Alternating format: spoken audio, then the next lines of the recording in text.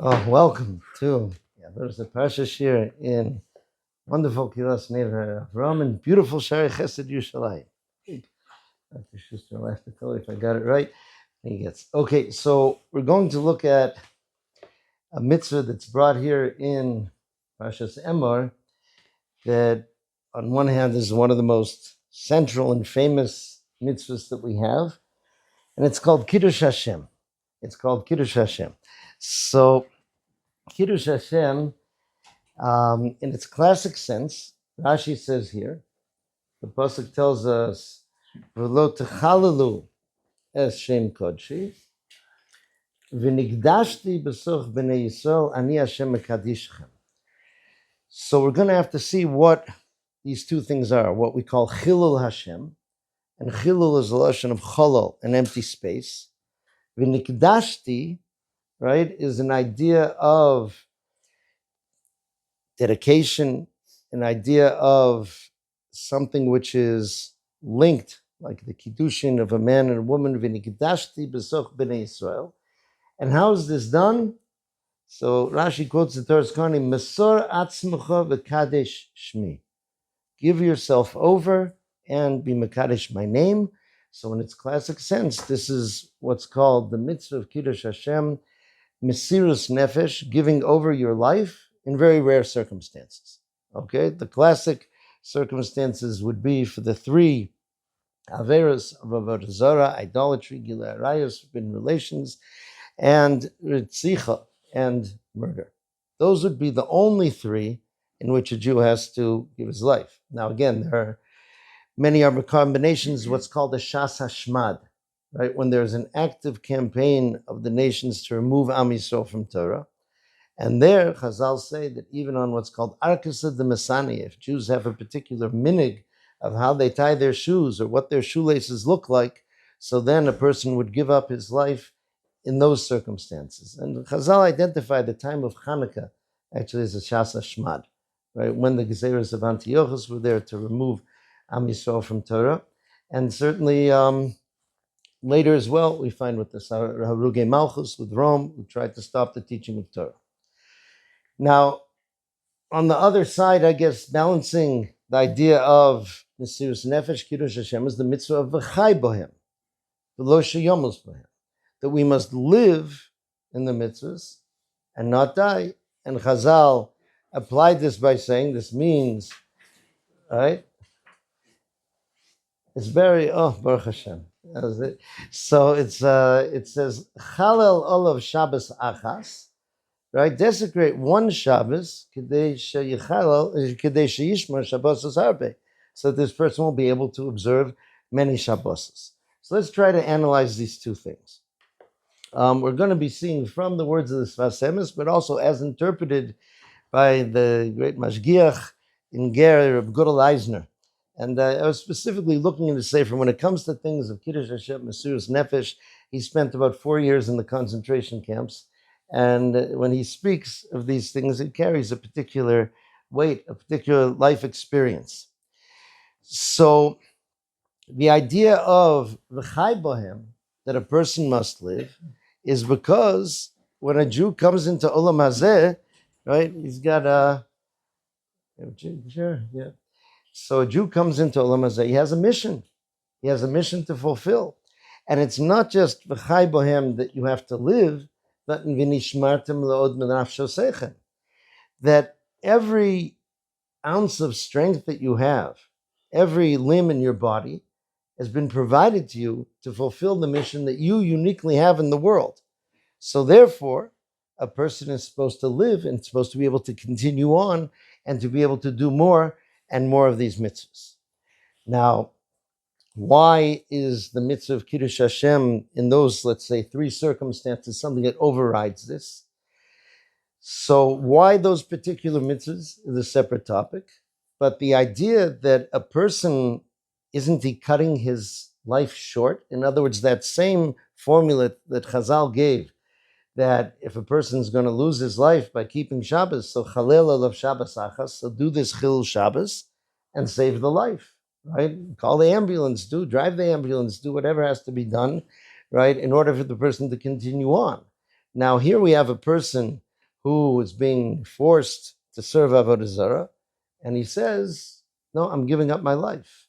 But what about his whole future life? What about all the things that he could accomplish if he would live? So here he explains the following.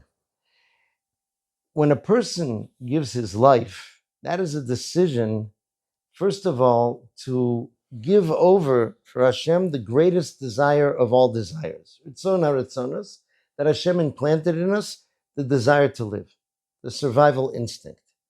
A person is giving that over, and not only that, the Sfas Emes says, he is giving over at that moment any future desires, any future experience he may have wanted to have, he dreamed of, he thought of having, all of those he's giving to Hashem at that moment. In that way, that is the equivalent of accomplishing all the things he was meant to do in his life.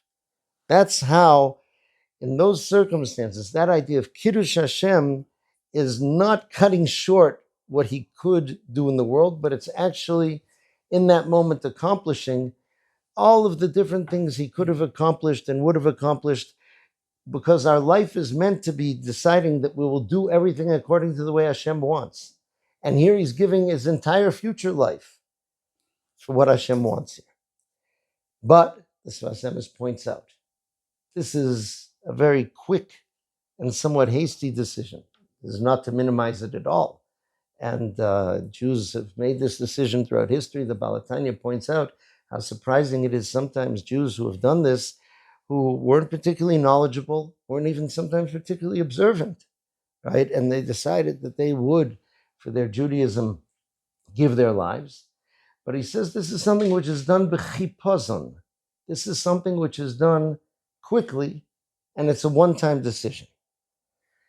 What then is the opposite, or perhaps not the opposite, but the way in which we fulfill Kiddush Hashem day by day? And I was recently asked by somebody, how is Judaism different from Islam in these things? Again, I'm not an expert in Islam, so I can't really say. It's funny, I know a Rav that Moshe Shapiro asked him once, he said, you never read the Quran? He says, I'm waiting for the art scroll. So I don't know so much about that, but the idea is that our idea of Kiddush Hashem is better if we can be Mekadesh Hashem constantly. The Sefer Charedim divides mitzvahs up into ones which are constant, which are less constant. The mitzvah of Kiddush Hashem is listed as a constant. The Sefer Yureim listed as a mitzvah which is to be done every day. So what is that Kiddush Hashem? So the concept of Kiddush Hashem day by day is what's called Mesiras Nefesh. Now, Mesiras Nefesh, again, is a term which is used for a person giving their life, but it also means, there's a very important phrase when Avram speaks to the Bnei Ches to get the Maras HaMachpelah. He says, Im yeshes nafshechem. Rashi says that means ritzonchem. Nefesh means rotzon, desire. Mesiras Nefesh means giving over my desire for what Hashem wants. Or you could call it to be mevatel my rotzon before the rotzon of Hashem. In a very deep way, this is what the world is about. I remember Varan Shechter Zatzal explaining to us, he was talking about Rosh Hashanah. He says, when Adam Rishon was created, HaKadosh Baruch Hu, so to speak, gave him the scepter, the king's scepter, to be ruler of the world. And what Adam Rishon did was, so to speak, to return the scepter to Hashem and says, I only want to do according to the way that you want to do. So our life in this world is really taking a world of choice where we can decide one way or the other. And oftentimes we want to decide one way or the other. And yet we are moser nefesh or moser aratzon, and we say, I want to do this the way that HaKadosh Baruch Hu wants it to be done. To do that day by day is not just a constant victory over the Yetzer Hara, which Hashem gave us as that opposing force, so that we can bring his presence into the world. Okay, let's remember, the Pasuk in Yeshaya has this famous phrase, Atem Edai. It always sounds so Christian when you translate, you are my witnesses, right? You testify to the presence of Hashem in the world.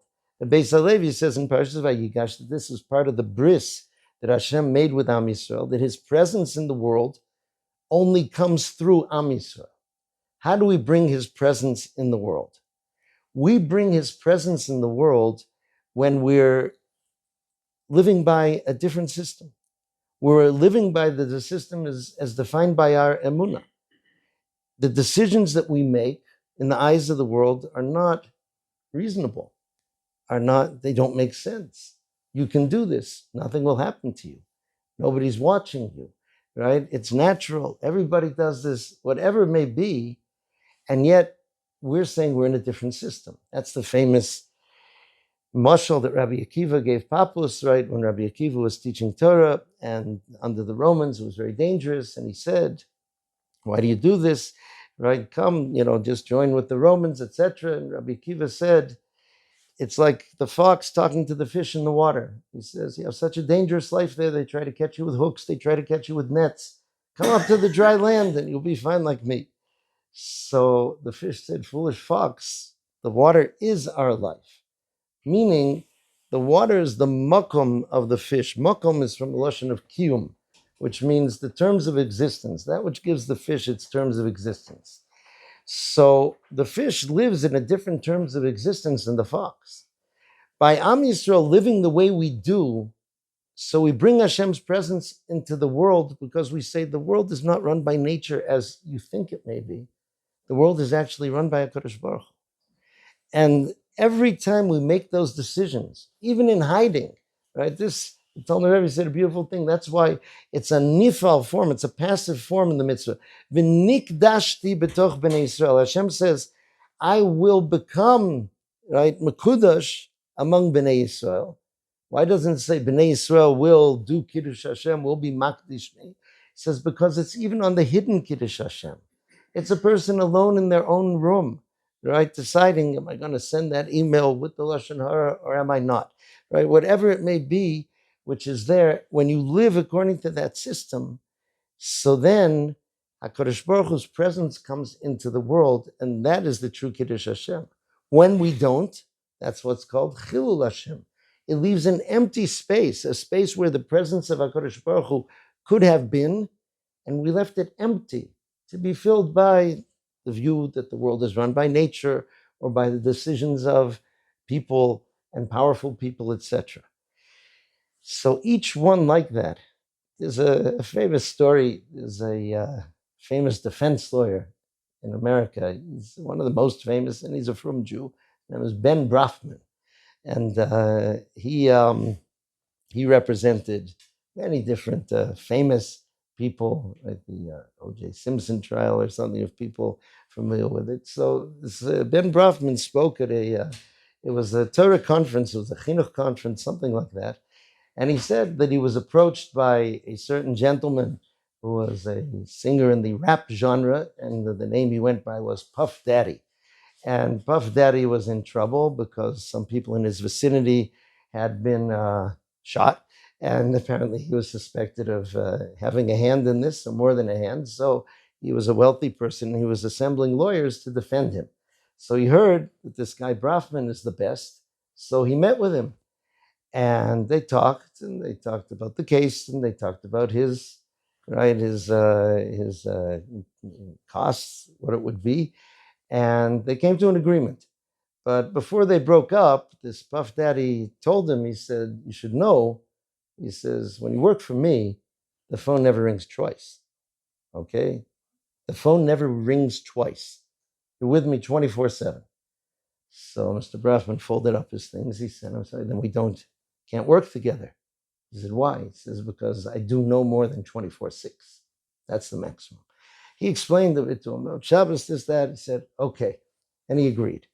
He said that Friday, he came home from work. He went to get ready for Shabbos. He hung up his jacket in the closet, and he forgot to take out and turn off his phone. He said all Shabbos, that phone was ringing repeatedly, again and again and again, morning, afternoon, night. Right? Finally, right after Havdalah, he picks up the phone, 45 calls missed from Mr. Puff Daddy. He calls back, The answer, he says, just wanted to see if you were serious about that Shabbos thing. Right? And he hung up. So again, with each call, so to speak, he was bringing that presence of HaKadosh Baruch Hu into the world. There's a beautiful parish I saw, Rav Shur brought it down, I believe from someone before him, that it says, from the time of the Churban of the Beis HaMikdash, Ein lo la'HaKadosh Baruch Hu ba'olamo ela arba amos shel halacha bilvad. All HaKadosh Baruch Hu has in his world is the 4 cubits of halacha. Okay, now let's think. The Beis HaMikdash was a place in which the presence of Hashem was felt and brought in this world. That was why it was, so to speak, our capital, our city hall. After the Beis HaMikdash, he has 4 amos of halacha. Now, this is commonly explained by people referring to yeshivas, batei medrash, shuls, things like this. But the question is, a very basic question, who wants a shul that's 4 amos big? That doesn't fit many people. 4 amos is the classic space to fit one person.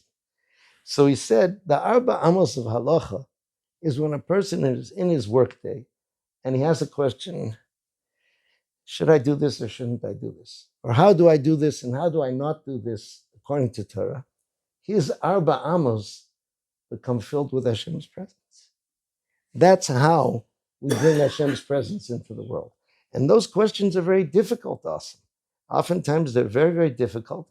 And when the person struggles with that and lives according to the Torah in that, he has brought Hashem's presence into the world in that way. And that is who and how we're supposed to be. So that's why Chazal say that even though Yafa Sha'achas Shel Koras Ruach Shel Olam Haba, it says in Pirkei Avos, one moment with the Koras Ruach of Olam Haba. Koras Ruach is a type of pleasure.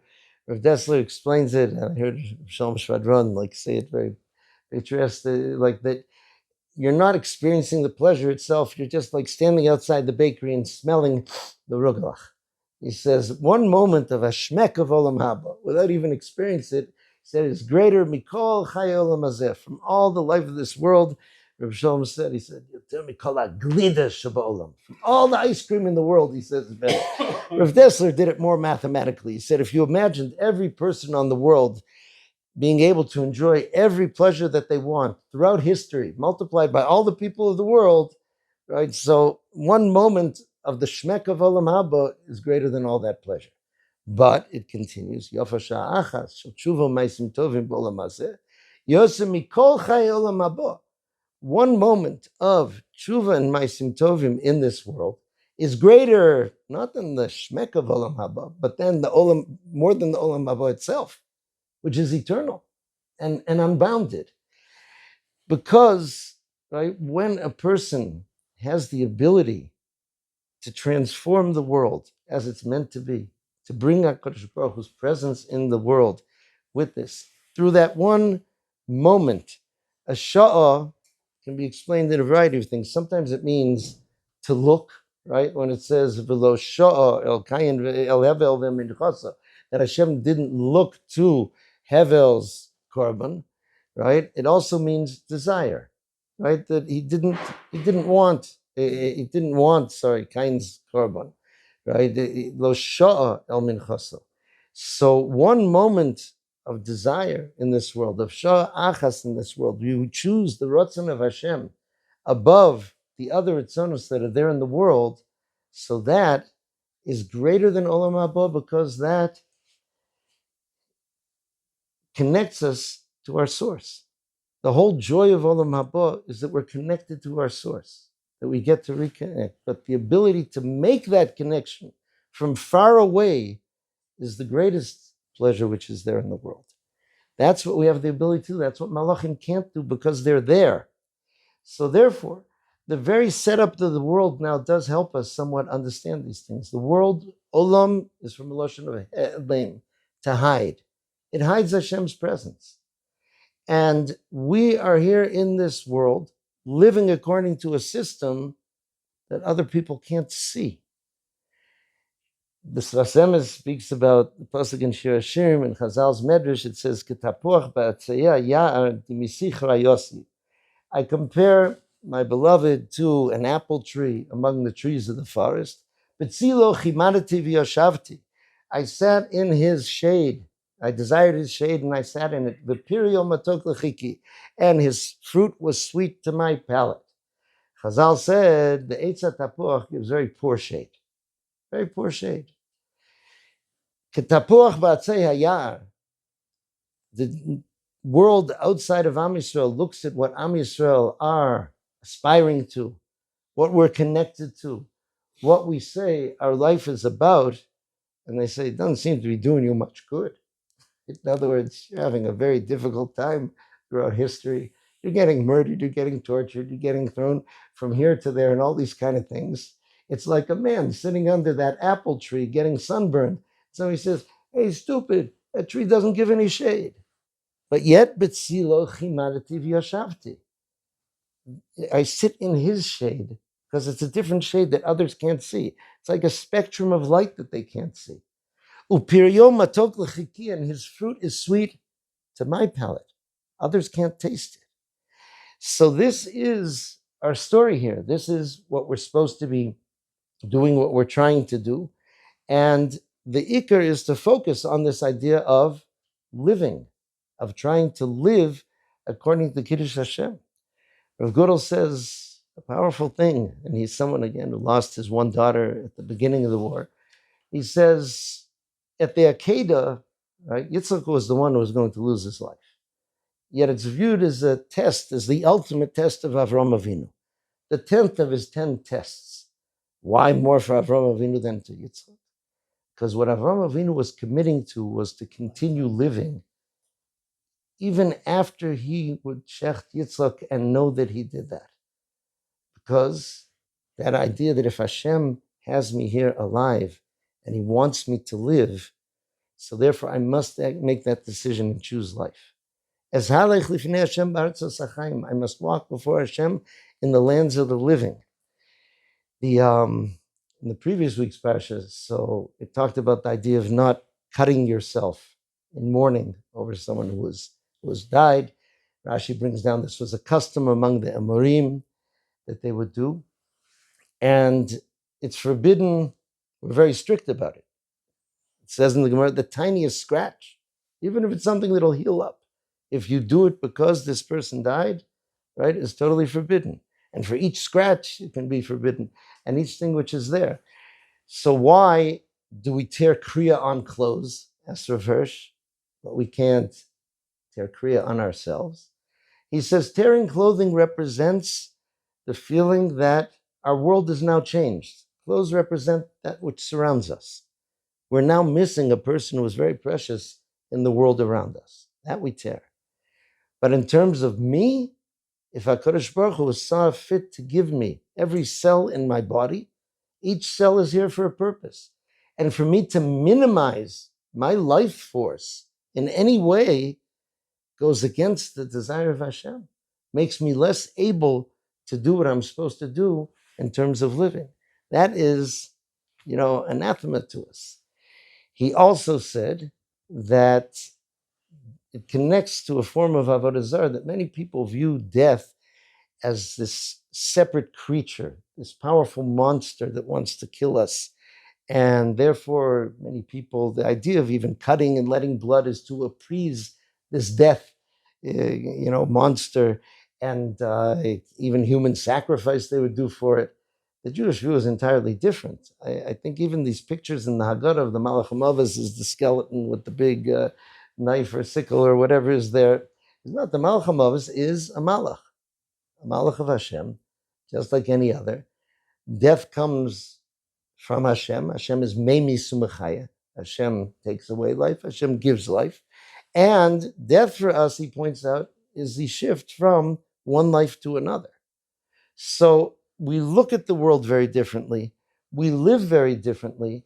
And the ultimate Kiddush Hashem is when we live in this world where Hashem is hidden, in this world where there are other systems running. The system of Teva is running. And I can do something. If there's somebody I don't like, I can throw a piano down on him from a balcony and I can squash him. HaKadosh Baruch Hu gave me that ability to use those systems which are there.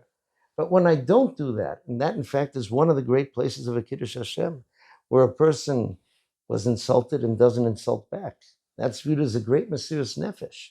If a person has to undergo embarrassment for his Judaism, because Chazal say that if you malbin pnei chavero barabim, if you embarrass your friend publicly, it's ki'ilu hargo. It's as if you killed him. Those was even toys with the idea as to whether you would have to let yourself be killed rather than embarrass another Jew. Ad kedei kach. So that means, right, that if a person, for Ratzon Hashem, goes into a situation where he's going to be embarrassed, it's as if he's giving his life. It's true Mesiras Nefesh. A person so badly doesn't want to be embarrassed. And yet when they will do this, and therefore Hashem is here. The nations of the world will see that the name of Hashem is on you, and it brings about a certain awe and fear.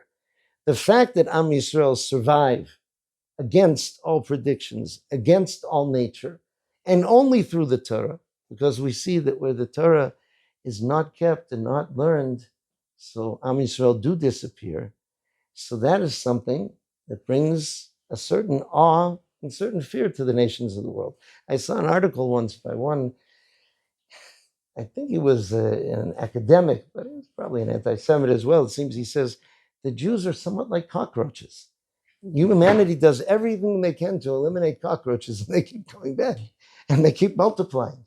So it's not just, again, this idea of the physical multiplication, but against all odds, like the Yavit said, he said it's a greater miracle than the miracles of Kriyas Yamsuf and the miracles in Mitzrayim. The fact that one sheep lives among 70 wolves and is not only surviving, but thriving, not only physically, but also spiritually. The fact that we're sitting here in this room, learning this Chumash that we got thousands and thousands of years ago is astounding. And nobody's standing here forcing us. Nobody's holding a gun to us, getting us to do this. We're far. We don't see Hashem, but we're doing this because we have this emunah. We know that He is here. And when we do that, that life of Kiddush Hashem, from little decision to little decision to little decision that we make only because that's what Hashem wants, that brings HaKadosh Baruch Hu's presence into the world. And that's the power of V'chai B'hem. With all the greatness, and again, those who are killed al Kiddush Hashem, right, are at a level that we can't reach. Nonetheless, in terms of what the Torah wants from us, is those people who are living al Kiddush Hashem, who are Moser Nefesh, day by day, in all the small little decisions, in all those different battles that they have and that they wage. I'll just finish with one cute word from the Kotzker.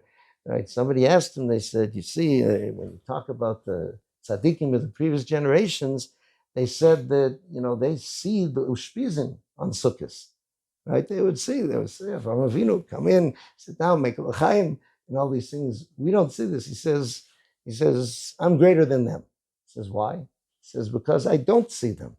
He says, I invite the ushpizin with Amunah. He says, we have to realize that's what I did. It's greater.